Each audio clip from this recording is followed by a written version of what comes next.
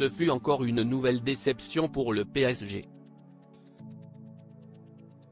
Le 8 mars dernier, l'équipe de football a été éliminée en huitième de finale de la Ligue des Champions. Et cela n'a en rien été une surprise pour le journaliste Daniel Riolo, qui s'est même montré très dur envers les joueurs de la capitale et tous ceux qui les entourent. Si est-il d'ailleurs pour en parler qu'il était invité de quelle époque? Samedi soir.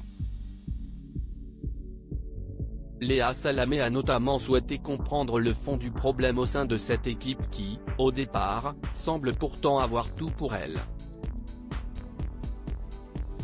Il me semble impossible chaque année de reproduire les mêmes erreurs et obtenir un résultat différent, a d'abord analysé Daniel Riolo, ajoutant qu'on avait affaire à des enfants capricieux et gâtés en parlant des joueurs. Cet empilement de stars, ça ne donne rien, parce que vous ne les managez pas, a-t-il continué. La solution se doit donc d'être radicale pour le compagnon de Géraldine Maillet, il faut virer les grosses têtes et notamment Lionel Messi qui n'apporte rien au jeu selon lui. Une idée qui a beaucoup inquiété Léa Salamé d'un point de vue très personnel. Ça va faire pleurer mes gosses hein, si on vire Messi, a-t-elle lâché spontanément. L'animatrice faisait alors référence à son fils Gabriel né en mars 2017 de ses amours avec l'essayiste et homme politique Raphaël Glucksmann mais aussi d'Alexandre, l'aîné de son compagnon âgé de 11 ans issu d'une précédente relation.